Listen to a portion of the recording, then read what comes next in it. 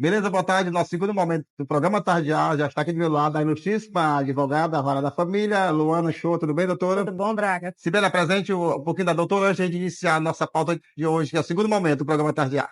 A doutora Luana Show é advogada há 7 anos, formada em Direito pelo Instituto Camilo Filho, é pós-graduanda em Direito de Família e Sucessões pela Faculdade CRS, membro da Comissão de Direito de Família e Sucessões da OAB Piauí.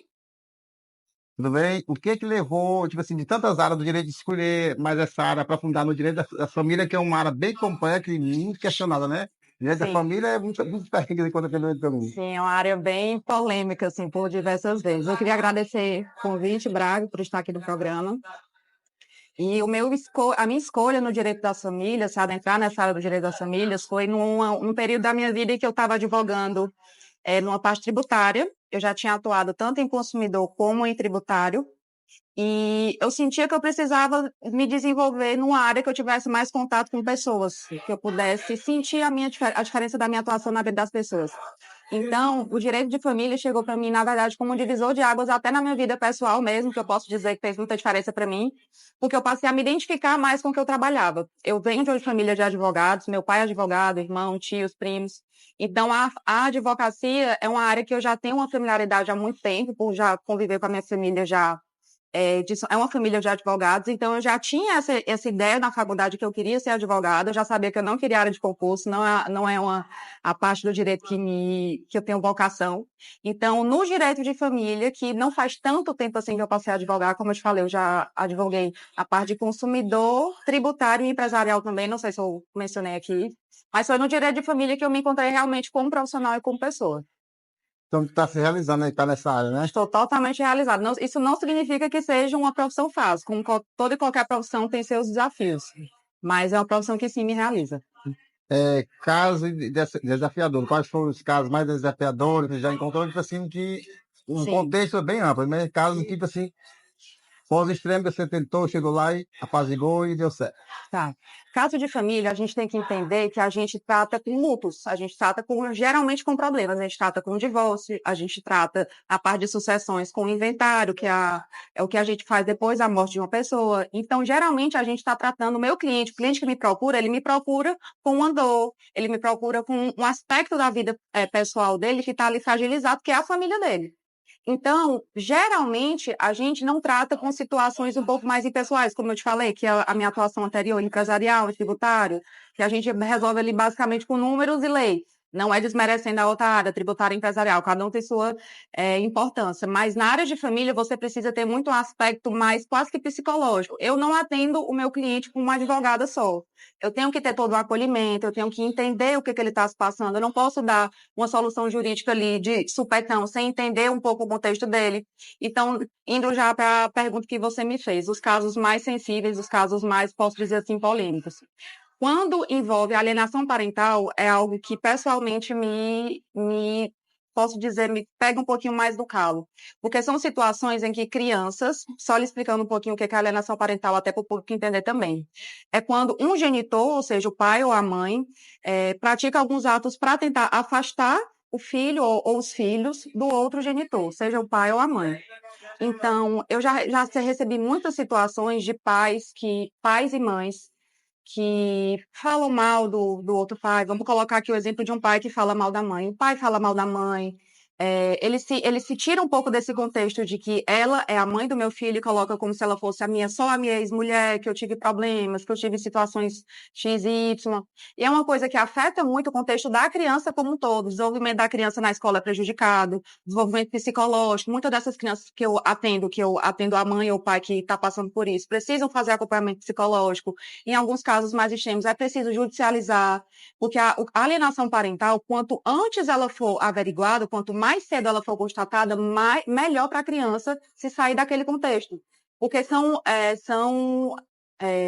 consequências que vão para a vida toda. A gente não está falando aqui de questões tão simples. Uma criança que tem uma imagem negativa do pai, seja por uma influência externa e não por uma convicção dela, por algo que tenha acontecido, é algo muito sério. E quando é a figura da mãe ou a figura do pai que passa essa informação, isso é mais sério ainda, porque aquilo tem um peso maior para a criança. Então, essas situações de alienação parental é que eu considero assim, as mais críticas, as mais sensíveis.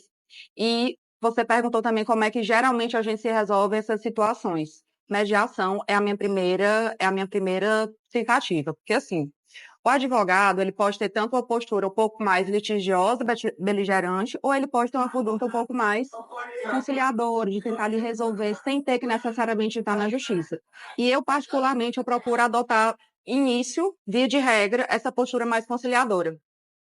Porque muitas vezes o cliente ou a cliente chega para mim com a situação, aconteceu tal coisa, eu estou muito chateado, chega num momento de tensão, chega num momento aquele que os nervos estão à flor da pele, e aí eles já chegam falando, às vezes, olha, eu já quero entrar na justiça, quero processar ele, eu quero processar ela. E nós, como advogados de família especializados, precisamos entender que nem sempre aquela situação de judicializar vai ser a mais efetiva, é a que vai trazer algum retorno para o cliente naquele momento. Porque, às vezes, como eu falei aqui da mediação, você marca uma mediação pelo Sejusc, que a mediação não sou eu quem faço. Eu, como advogada, não posso mediar. A minha atitude como advogada é marcar uma mediação no Sejusc, que é o Centro Judiciário de Resolução de Conflitos aqui do TJ Piauí. É de graça, não é cobrado nada. Eu marco essa audiência e um mediador do TJ, um mediador cadastrado pelo TJ, que vai atender aquelas duas partes para tentar chegar num acordo sobre aquele tema. E assim, muitas vezes algumas pessoas têm a tendência a achar que essa mediação não vai dar em nada, que na verdade ela vai deixar os ânimos um pouco mais acirrados, mas muitas vezes elas se surpreendem, porque uma mediação às vezes pode demorar 1, 2 horas, mas aquilo dali, só de você estar maturando aquele assunto, você estar discutindo aquilo dali na frente de uma pessoa que vai tentando buscar uma solução, por mais que naquele momento não seja resolvida aquela questão, por exemplo, como eu falei da alienação parental, o pai já vai se ligando, tal coisa aqui, se eu fizer, pode dar nisso, eu posso ser processado, ou amanhã eu não tinha pensado por essa maneira, eu falando isso, eu posso estar prejudicando o desenvolvimento do nosso filho. Então, essas questões eu sempre tento resolver primeiro com mediação. Obviamente que existem casos mais extremos em que não tem como haver acordo. No caso até que a alienação ela é mais, eu vou utilizar até um termo do direito penal, ela é mais dolosa, ou seja, ela realmente já tem a intenção de afastar o filho do pai ou da mãe. Então, nesses casos, talvez a mediação não seja o melhor caminho, mas, via de regra, raras as exceções, eu sempre tento iniciar pela mediação. Tendo um mediador externo, E obviamente. é mais viável. Mediador, a gente vai até mandar um abraço lá no Instituto Mediável, a doutora Luzirene, o Bernardo, Sim. são incríveis. Coisa que você. O papel do mediador nesses casos é fundamental. Assim, por todas as mudanças da legislação, as mudanças dentro do direito da família, o que que tem de novo? O que Pronto. está demorando para mudar, para vir somar? A gente está vindo aí quase com a reforma do Código Civil, né? O Código Civil ele é basicamente o que estrutura todas as relações do direito de família. Então, vai estar havendo algumas mudanças, algumas propostas de mudanças, e eu, pessoalmente, eu não considero essa muito favorável, de que retirar a viúva do rol de herdeira necessária. Como assim? Se eu tenho um marido e eu faleço, com essa nova proposta, que pode ser que entre em vigor ou não, o meu marido não tem direito a nada se eu falecer, apenas os meus filhos se eu tiver. Se eu não tiver filho com eles, vai para quem? Para o meu pai. Se eu tiver um irmão, vai para o meu irmão, mas esse meu marido seria desconsiderado. Por que essa proposta não é de todo interessante? Porque atualmente a viúva ou o viúvo, ela sim, ela consta como herdeiro necessário. O que é isso? É um herdeiro que necessariamente depois que houver o evento morte, ele vai receber alguma coisa da herança da pessoa que faleceu, se a pessoa tiver herança, obviamente. Isso porque a gente entende, eu digo estudiosos do direito das famílias, que foi uma decisão mais pessoal, foi na verdade uma proposta mais pessoal, pessoalmente motivada para retirar a viúva desse rol, porque isso a gente já tem há muito tempo no nosso ordenamento e a gente não pode esquecer que o marido, a esposa também é família. A partir do momento que você contrai matrimônio, que você contrai união estável, o seu marido ou a sua esposa passa a ser a sua família. Então, não existe um motivo plausível para haver essa retirada. E uma outra atualização, mas de 2023, não é tão agora desse ano, mas de 2023, acho que a gente pode dizer que é uma atualização recente, sim, em relação a risco de violência doméstica e a guarda compartilhada. Porque o que acontece? Quando uma pessoa, mulher ou um homem, ou esposa ou marido ou a esposa, ela se encontra numa situação de violência que envolve um menor, ou até mesmo um menor se encontra numa situação de violência, em caso de separação, hoje existe a possibilidade de não haver a guarda compartilhada, ou seja, ser já de imediato determinada a guarda unilateral. E é até importante eu falar sobre isso, porque tem muitas pessoas que não entendem o que é a guarda compartilhada unilateral. Muitas pessoas confundem guarda com convivência, com o período em que o pai está com a mãe, ou que o filho está com a mãe ou com o pai. Na verdade, a guarda que a gente fala é o conjunto das decisões que vão ser tomadas na vida daquele filho. Um exemplo, se eu tenho um filho e eu sou separado, eu tenho um filho, e a guarda com meu ex-marido é compartilhada. Se eu quiser trocar a escola desse filho, eu preciso pedir a opinião, a autorização do outro pai. Por quê? Porque não é porque ele não está morando, digamos que o convívio seja semana comigo, final de semana com ele. Não é porque o convívio com ele seja menor que as decisões vão ser só minhas, sabe?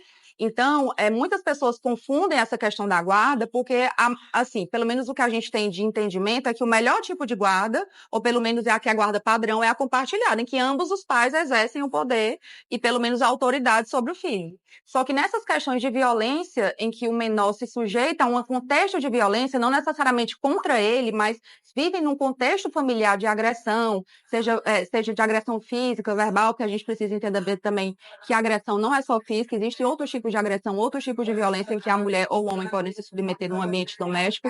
Então, nessas situações, com essa nova lei de 2023, que tem mais ou menos como uma atualização da guarda, dos modelos de guarda, a mulher ou o homem que está sofrendo esse contexto de violência, ela pode pedir que a guarda seja unilateral, ou seja, que aquele outro pai ou que a outra mãe não interfira nas decisões da vida do filho. Isso é muito importante, porque às vezes o pai ou a mãe, eu sempre gosto de colocar os dois contrapontos, porque nem só o pai tem situações, apesar de ser mais comum pela minha experiência de ter mais problemas com o pai e os filhos, mas existem também mães que não têm uma postura adequada e que muitas vezes o pai se coloca no papel de principal cuidador.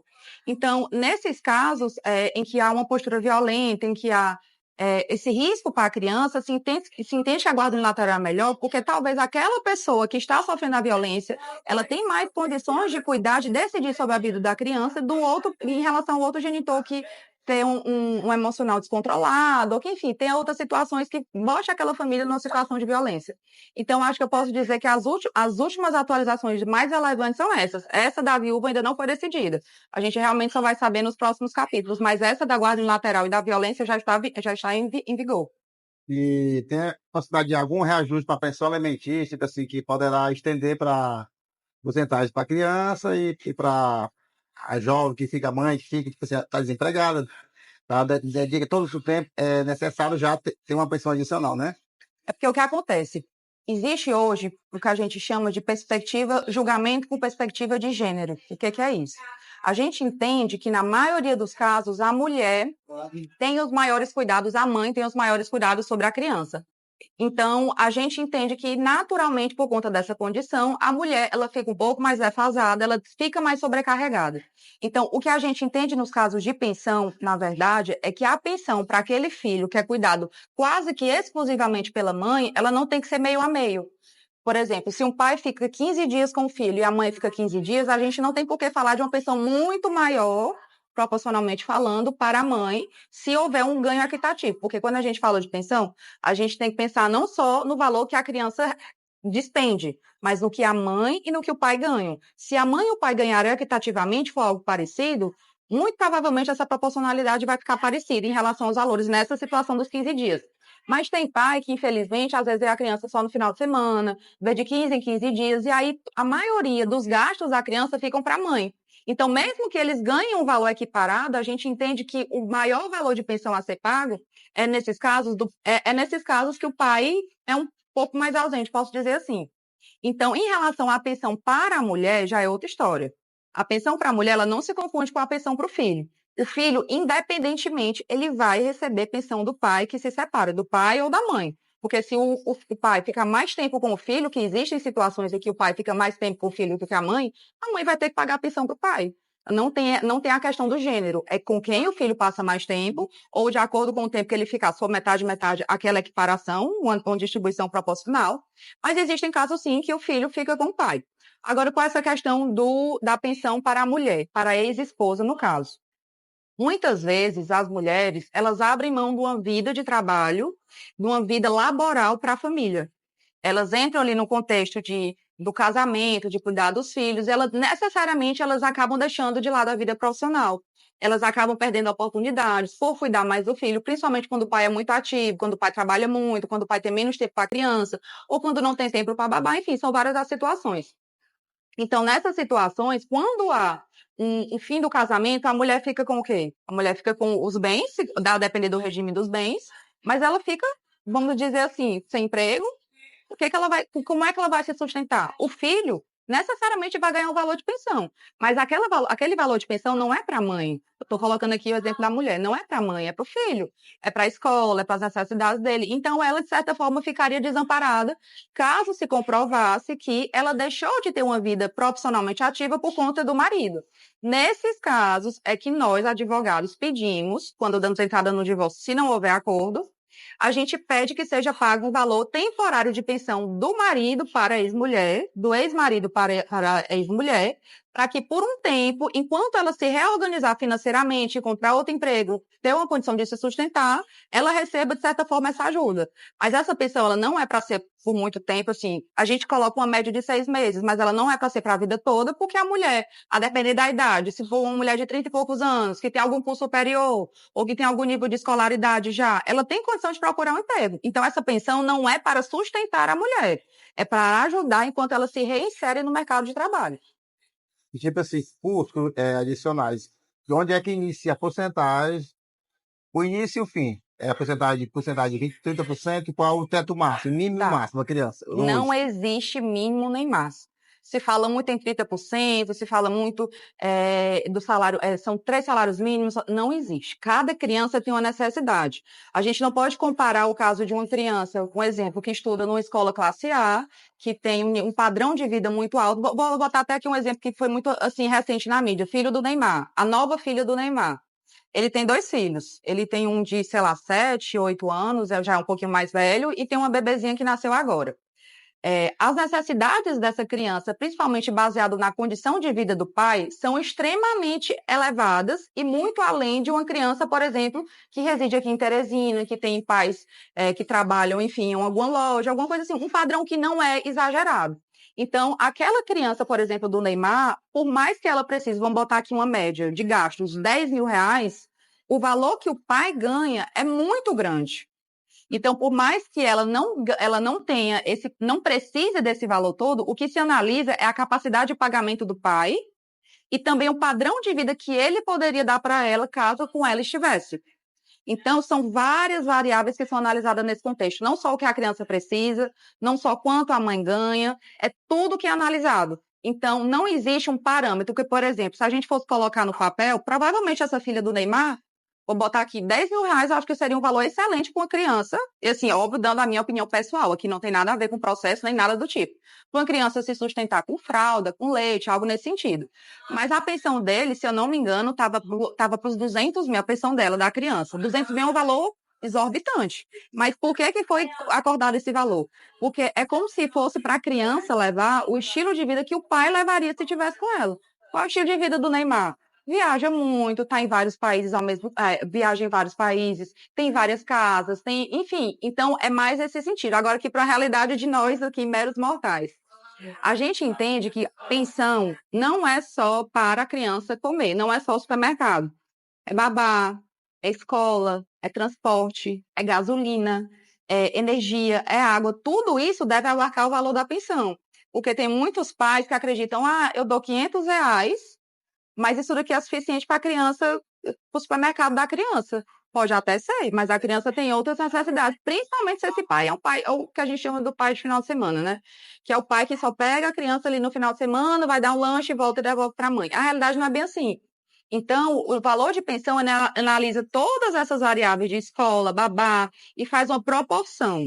Se é 30% de um salário mínimo, se é 5 salários mínimos, vai depender da realidade daquela criança, da realidade da mãe, da realidade do pai e de quanto tempo aquela criança passa com cada genitor. Por isso que não é tão simples assim a gente dizer que é 30%, porque tem todo um contexto a ser avaliado. Vamos sair um pouquinho da criança agora, vamos entrar no contexto do divórcio. Pronto. Mora que entender um pouquinho desse contexto, quem almeja se divorciar, o que ele vai encontrar pela frente. Pronto. Pode ser mediação, debate religioso, qual a Pode ser, diferença e sim. o caminho que é mais rápido e Muitas mais doloroso. muitas pessoas acreditam que para se divorciar, você precisa necessariamente entrar na justiça. Ah, eu preciso contratar um advogado para eu entrar na justiça contra ele ou contra ela. E não é bem assim. Muitas vezes, ao contratar um advogado especialista, se ele for um advogado, assim, que tiver uma postura, como eu falei, mais conciliadora, ele vai lhe aconselhar a mulher ou ao homem conversar um com o outro. Conversar em que sentido? A gente tem algum ponto que a gente discorda, por exemplo, o casal vai se separar, tem um filho e tem, digamos assim, um patrimônio de R$ 500.000, regime da comunhão parcial. Estou botando um exemplo bem específico. Teoricamente, o que é para ser decidido ali? Que metade desse patrimônio de 500 mil, ou seja, 250, vai para ela, metade para ele, pelo regime de bens. Aqui eu não estou falando de quem foi que pagou, quem foi que deu entrada, não, pelo regime de bens. Se aquele patrimônio foi adquirido após o casamento, metade é dele, metade é dela. Digamos que eles têm um filho, esse filho tem 10 anos, a mulher quer passar uma semana com ele, que o pai passe uma semana, a outra semana, e o pai acha a mesma coisa. O pai não tem nenhuma discordância em relação ao valor que vai ser despendido, vai ser dividido desse patrimônio. Não discorda em passar uma semana com ele, uma semana com ela. Não tem nenhum outro ponto que eles tenham alguma discordância. Eles realmente querem oficializar aquilo. O que é que pode ser feito? Eu vou sugerir a essa cliente ou esse cliente que entre com o processo contra o outro? De maneira alguma.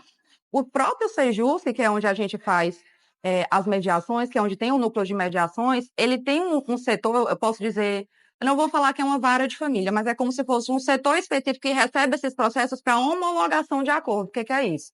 Se eu for advogada de uma cliente, de uma pessoa que me procura, e ela disser, doutora Luana, eu quero me divorciar do meu marido, eu pergunto, ele já tem advogado? Uma das primeiras perguntas que eu faço, ele já tem advogado?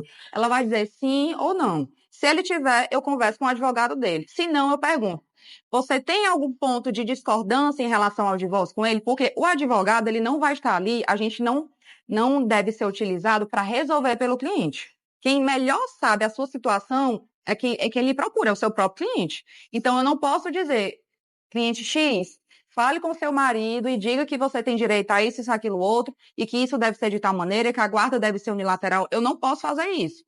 Primeiro, porque não está na minha alçada. Segundo, porque quem sabe disso não tem pessoa melhor para saber isso do que o próprio casal. E muitas vezes o cliente me procura para fazer essa intermediação. Isso muitas vezes acontece por até eles estarem sem se falar, ver uma briga, algo nesse sentido, porque isso é muito comum. Mas eu sempre sugiro, converse primeiro com ele. Vocês precisam ter esse diálogo, principalmente se houver uma criança, se houver um filho. E isso é um problema, já te adiantando, que acontece muito comum, que é muito comum. Os pais não têm contato entre si, têm um filho menor e ficam colocando o filho de pombo-correio. Diz para tua mãe que que eu vou viajar dia tal e que nesse dia é para ela ficar contigo. Diz para o teu pai que ele atrasou a pensão. Isso é muito prejudicial para a criança. Porque os pais, eles, assim, muitos casais, eles não têm a noção de que quando eles se separam, eles deixam de ser casados, mas eles não deixam de ser pais. Eles vão continuar sendo pais daquela criança. Não é o meu ex-marido, é o pai do meu filho. Não é minha ex-mulher, é a mãe do meu filho. E para isso eu preciso ter contato para não sobrecarregar a criança com coisas que não são dela. Que ela tem que lidar com a escola, tem que lidar com os amiguinhos dela, enfim. A gente não pode sobrecarregar uma criança com situações que são dos adultos, que são dos pais. Então, quando a gente fala desse contexto de separação, de divórcio, eu sempre sugiro, converse com a outra parte e vejam o que vocês querem. Se houver consenso de tudo, se não houver discordância, o que vai ser feito?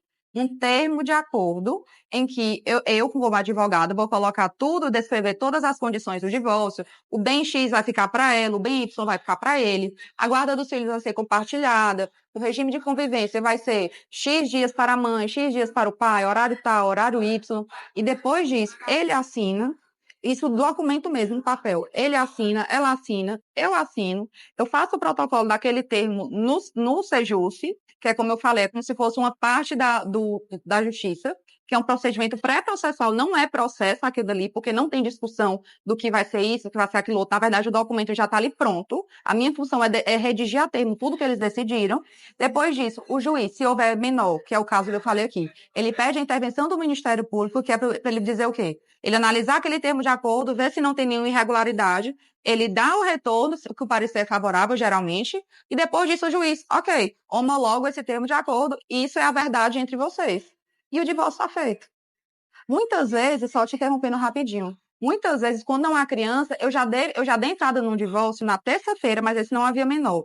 Na terça-feira, na sexta-feira, saiu a sentença de homologação do juiz. Ou seja, em 4 dias, o que poderia, alguns advogados sugeririam, entra na justiça, pede isso, pede aquilo outro, poderia ser resolvido se apenas houvesse uma conversa entre eles. Mas existe um ponto. Até chegar a esse acordo é o que demora. Depois que tem um consenso, é no instante. É como eu digo, depois, a parte mais demorada do divórcio consensual é, se não houver, entrar no acordo. Mas depois disso, eu redigindo o termo, a gente coloca no PJE, né, que é o sistema que a gente usa, e o juiz já homologa. O que eu ia voltar bem um pouquinho é, tipo assim, com todo esclarecimento, podendo encurtar caminho, um aconselhamento, aí é uma das partes que discorda, aí vai para o litigioso, aí isso dá uma bronca tão grande, né? Mas ainda nessas situações, quando eu percebo que uma parte não, eu quero que seja de tal maneira, eu ainda marco primeiro a mediação. Eu não converso com o advogado ou com outra parte quando eu percebo que ele está muito assim, né? Depois eu tento a primeira aproximação. Se eu percebo que não vai dar nada, eu marco uma mediação. Aí nessa mediação, um terceiro, eu acompanho o meu cliente, a minha cliente, e um terceiro, que é o mediador, vai tentar ali encontrar a melhor solução. Se ainda assim não houver, porque esse termo de acordo que eu estou te falando, o próprio mediador pode fazer. Eu já tive um divórcio que eu tentei por muito tempo conversar com uma com outra, a advogada também tinha uma postura muito boa, ela sempre tentando chegar num acordo, mas eles não conseguiam se entender, eles em si, o marido e a mulher, o ex-marido e a ex-mulher. Fomos com a mediação e eles fizeram lá o termo de acordo que já foi encaminhado. Então, às vezes a mediação, como eu te falei, às vezes a gente não dá tanta relevância assim para a mediação, porque a gente acha que é uma perda de tempo, que não vai dar em nada, mas às vezes só da parte estar ali, de frente uma para outra, demonstrando um interesse, pelo menos, que não de resolver, mas pelo menos de discutir sobre aquilo, já faz muita diferença no contexto, até num processo ser menos desgastante, porque processo custa caro, processo demora, processo é desgastante para as partes que ficam perguntando, doutor, já saiu isso, doutor, e aquilo. O processo também que entra na justiça, ele não depende só da gente, advogado, depende do juiz, depende do assessor, depende da secretaria. Tem, às vezes, muitos processos que estão na frente, o que torna o processo muito lento. Então, é um processo, no geral, é um processo muito desgastante. Um processo, não um processo em si, mas é um contexto muito desgastante. Por isso que a gente, assim, pelo menos os advogados que têm uma postura mais conciliadora, que é o que eu acho que deve ter, eles sempre orientam o acordo. Se realmente não houver consenso, ou em situações mais extremas, por exemplo, que a gente não pode colocar aqui todo casal é possível fazer um acordo. Numa situação em que o marido é muito violento, em que o marido tem uma postura agressiva, nesses casos, muitas vezes não vai ser bom até fazer um acordo, porque a parte vai sair prejudicada. Não é porque é acordo que é porque é bom. Acordo bom é acordo que as duas partes estão contentes com o que está sendo acordado. Abre mão de uma coisa, mas outra ela consegue. O acordo é para isso. Tanto é que eu digo assim, vamos fazer um acordo? Vamos. Mas eu não estou satisfeita com essa situação. A cliente diz, eu não estou satisfeita com isso, pois a gente não vai fechar acordo. O acordo é para ser de interesse dos dois.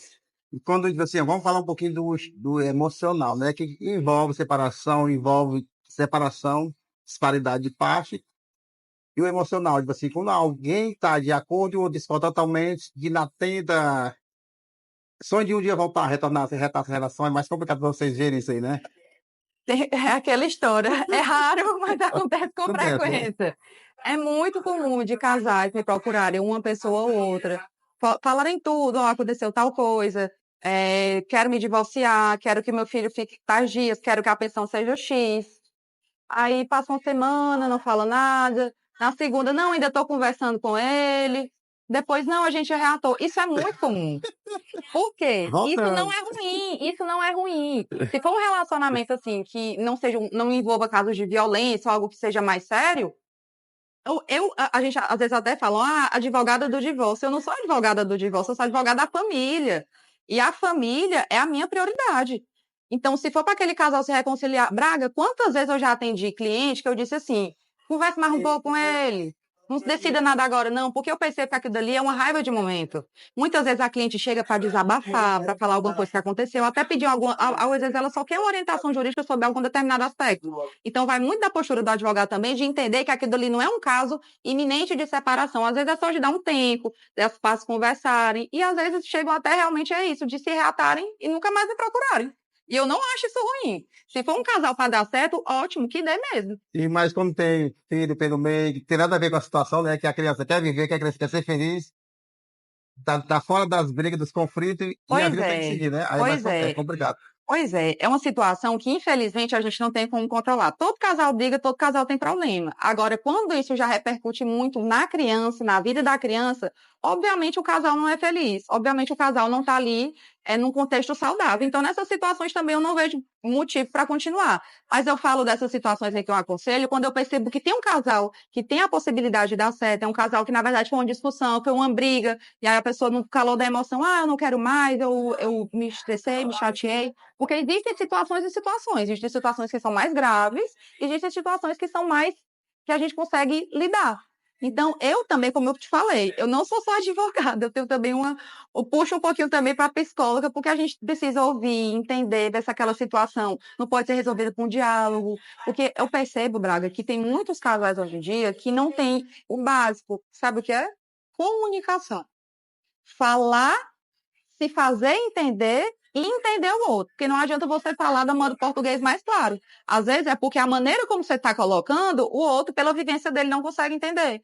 E muitas vezes eu percebo isso, eu oriento, converse com seu marido, converse com a sua esposa em tal sentido, faça uma aproximação com desse jeito, falando de tal maneira, porque às vezes isso quebra até uma barreira que eles nem sabiam que existiu. Tem um livro que é muito interessante, que eu indico para todo mundo ler, que é As 5 Linguagens do Amor. Não sei se você já ouviu falar desse livro. Esse livro fala o seguinte: muitas vezes, por exemplo, eu não sei você, mas eu, por exemplo, eu sou muito de toque físico. O que é isso? Se uma pessoa me abraça, eu me sinto amada por aquela pessoa. Tem pessoas que não são nem aí para carinho, mas que se você fizer alguma coisa por ele, por exemplo, estou precisando de um favor, aquela pessoa faz isso para você, aquilo já enche a pessoa. E nos casais a gente percebe muito isso. Tem casal, o homem, por exemplo, ele é muito, que é o que a gente chama de uma das linguagens do amor, atos de serviço. O homem, ele é de fazer o supermercado, vai pegar as crianças, ajuda e tal, mas ele não é muito de abraçar. E aí a mulher, ela gosta muito do carinho do abraço. Ela diz, eu não estou feliz no casamento, ele não me ama, ele não faz nada, ele não me abraça. Só que a forma dele demonstrar o carinho, o amor dele, é fazendo essas coisas, entendeu? Então, até nisso é importante a gente ter essa sensibilidade de não é porque o casal está ali, o cliente chegou, quer se divorciar, que aquilo ali vai efetivamente ser um divórcio. Antes da gente dar nosso conceito final, que a gente vai voltar, fechamento, onde a gente encontra a doutora? Local, escritório, Sim, eu trabalho no telefone. escritório Sampaio Pinheiro, ele fica ali. Agora tu vai me pegar o nome. Na rua Tomás Tágera. Ele fica ali ao lado da loja de roupas infantis Pingo, no bairro Joca. Fica ali pertinho da Dona Conceição. Eu também tenho o meu Instagram, que é por onde eu recebo a maioria dos meus clientes, chega pelo meu Instagram pessoal mesmo, que é o pessoal e profissional, através do link da Mil, adv.luanaochoa. Então, e assim, a maioria dos clientes que chega também é por indicação, que foi atendido por mim em algum momento, aí indicou para outra pessoa. Então, hoje em dia, eu acho que eu posso dizer que o acesso está muito mais facilitado para chegar a um profissional que você queira, tanto pela indicação, como também pelo Instagram, que é uma ferramenta muito fácil da gente encontrar. Mas o escritório fica ali no bairro Joca. E se tratando de cliente nacional e internacional que você atende processo também fora do Brasil, como é que pode diferenciar um pouquinho esse contexto? Qual é a questão? Tem muitos casais, por exemplo, eu já tive um cliente que ele era brasileiro, ele é brasileiro, e ele se casou com outra pessoa na França. Se casou, passou a morar com ele lá, e depois decidiu se separar. Queria vir aqui para o Brasil e queria se separar dele, se divorciar. E aí, qual é a questão? O divórcio é feito na França ou o divórcio é feito no Brasil? Quem é que tem essa competência? O divórcio, já respondendo, ele pode ser feito tanto lá como aqui. Só que o que eu sugeri para ele? As regras da França, para o caso dele, eram mais rígidas em relação à divisão dos bens. Ele perderia mais, ele poderia perder mais se ele fizesse na França. Então, qual foi a minha sugestão? Faça aqui no Brasil. Por quê? Um ponto importante também em relação ao divórcio. Um mito. As pessoas acreditam que pelo regime ser, por exemplo, o regime da comunhão parcial de bens, que é o que a gente entende que é metade para um, metade para outro, em termos mais leigos, 50% necessariamente tem que ser de um e outra metade tem que ser do outro, mas não precisa ser bem assim. Às vezes um pode ficar com uma porcentagem um pouco maior, outro um pouco menor, e é o caso aqui que foi o que aconteceu desse casal. Ele tinha por direito, por direito assim, na verdade, por consenso com a outra parte dele, o outro marido dele, que ele tinha mais bens que eram deles, e o outro também não só punha. Ele, não, tudo bem, eu sei que isso é seu mesmo, foi você que conquistou e você pode ficar para você. Só que, segundo lá na França, teria que ser meio a meio. Então, para ele, eu sugeri, faça um acordo aqui no Brasil, porque no acordo você coloca exatamente como você quer. Aí vai aquele acordo que o juiz homologa. Que o juiz, quando a gente fala em ser justo, em termos de acordo, a gente não coloca para o juiz decidir. Quem decide é quem vai se separar, como é que quer. E se não houver nenhuma irregularidade no sentido de, por exemplo, principalmente quando tem filho, que é quando a gente pede a intervenção do Ministério Público, se não houver nenhuma irregularidade, o pai não pode ver a criança, que obviamente eu nem colocaria isso no termo de acordo, porque vai do advogado também colocar apenas o que é juridicamente viável. O juiz homologa e pronto, ele nem decide nada sobre aquilo, ele não analisa o que o casal decidiu. Ele só vê que, pronto, é isso que vocês querem? Ok. Se não houver nenhuma irregularidade, nenhuma ilegalidade, não tem porque o juiz interferir. Então, nesse caso desse divórcio, que ele queria se divorciar, eu sugeri que ele se divorciasse aqui, e não na França. Nosso fechamento vai entrar um pouco da psicologia, dentro dessa aconselhação, que nem eu nem você tem interesse em separar ninguém, nem desfazer família. Quem está pensando de entrar para esse processo de divórcio, qual conselho você daria para conversar, ter esse diálogo e ver a família prosperar em primeiro ponto e tentar se erguer? É possível? É possível, mas depende muito do contexto. Eu não posso dar uma fórmula certinha, porque existem situações e situações. Eu Complexo, posso né? falar o que eu faço na minha conduta pessoal. Sim. Eu sempre tento ouvir, entender, olhar, é como eu digo, olhar de cima. Eu não vou tomar a dor da minha cliente e me colocar, ele fez isso e tal. Eu não posso fazer isso, eu tenho que ter uma postura imparcial. Eu tento entender o lado dela, no caso com a cliente. Eu sempre pergunto, você se opõe a eu conversar com ele? Eu tenho uma conversa com ele, a depender do que for. Uma situação em que uma cliente me procura porque o marido bateu, porque o marido teve uma conduta um pouco mais grave, assim, eu nem tento o acordo. Eu nem tento conversar com ele para entender, porque certas coisas, assim, a gente não pode entrar porque são aspectos muito mais graves. Mas quando, como eu te falei, que é uma situação em que eu percebo que, na verdade, ela não está se entendendo com ele, aí assim, eu não me entendo mais com ele, eu quero terminar. Às vezes, na verdade, é nessa hora que eu preciso entender um pouco mais e dizer, deixa eu conversar com ele. Porque, às vezes, a nossa rotina, a gente tem que entender que a gente vive hoje num mundo muito acelerado, que a gente tem muitas demandas, a gente tem filho, aí tem trabalho, aí tem vida social. E, às vezes, a gente não aprende a se relacionar. A gente não aprendeu, a gente não foi ensinado a se relacionar. E, às vezes, o relacionamento, eu digo relacionamento amoroso, ele fica em segundo plano. Minha prioridade é meu trabalho, minha prioridade é minha vida social. Isso, às vezes, a gente vai deixando de lado, e eu não estou falando isso nem de uma maneira que é egoísta, mas sem perceber. E tem tantas situações que a gente ali conversando com as pessoas, com os dois, a gente dando orientações. Por que você não tenta uma terapia de casal? Você já faz terapia? Porque às vezes envolve questão de depressão, de ansiedade. Você já faz terapia? Você já faz acompanhamento psicológico para tratar essa questão? Porque às vezes são detalhes que fazem toda a diferença. E eu te digo aqui com toda propriedade. Não é por falta de amor que relacionamento acaba. É por falta de respeito, é por falta de diálogo. São esses os maiores problemas. Às vezes as pessoas têm uma coisa de me perguntar, pessoas próximas do meu convívio que não são da área. Eita, a maioria dos teus casais, os casais que se divorciam, são por traição. Eu digo que não. Não porque traição não seja algo grave, mas porque existem questões que são muito mais, como é que eu posso dizer, mais sérias em um relacionamento, que na verdade não é nem seriedade, é questão que afetam mais o relacionamento, e que poderiam ser muito mais facilmente resolvidas, que as pessoas simplesmente por não entenderem a forma do outro se manifestar, a forma do outro expressar o seu amor, por isso que eu falei do livro das 5 linguagens do amor, é que muitos casamentos acabam. E aí o que acontece? Depois voltam, as partes depois pensam um pouco melhor. Por isso que eu nunca aconselho a fazer nada de imediato. Eu quero me divorciar na próxima semana. 99% das vezes eu digo, não vou fazer isso.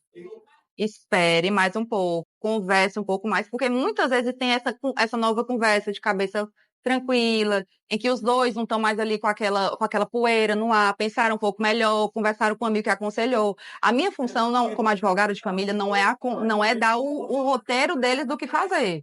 Eu tento ali, na medida da minha capacidade, dar orientação jurídica, obviamente, isso não pode faltar, mas eu sempre, no final da consulta, eu tento ter essa abordagem um pouco mais humana de entender, será que não é melhor você conversar com ele? Será que eu posso conversar com ele e tentar expor isso que você está me falando para ele? Tentar fazer essa intermediação. Não é uma mediação. Como eu falei, eu como advogada, eu não posso atuar como mediadora. Mas, querendo ou não, você ter uma postura mediadora faz toda a diferença nessas horas. Muitíssimo obrigado, doutora. Incrível. Espero que chegue do lado das pessoas e de muita precisão. O programa Tarde Ação, sem agradecer. Eu que Uma agradeço pauta também. incrível. Você tirou dúvida minha, de muita gente que estava aguardando por esse momento. E pensando nesse momento, nesse encontro nosso, o programa Tarde Azela, nunca quem nos visita, quem nos dá esse prazer de palestrar conosco, uma canequinha pensada e Oh, muito projetada com a sua obrigada. foto que possa representar Deixa eu abrir, a né? aba e ver se está o seu grado e mostre na rede do nosso Vou programa Tarde mostrar. Ai, que bacana. Muito obrigada com a minha foto, todos os meus dados. E Obrigada, desde obrigada, já, Braga. sempre é convidado para voltar outras vezes. Por favor, só chamar. O direito tem várias pautas que já discutimos. Sim. Tem gente que já veio conosco aqui 2, 3 Tem vezes. muitas pautas que são mais específicas também, que, por exemplo, tratar só de divórcio, tratar só de guarda. Estou à disposição para quando você precisar me chamar. Muitíssimo obrigado. Vamos ficar em pé para nós fazer a foto para botar no Vamos. vídeo.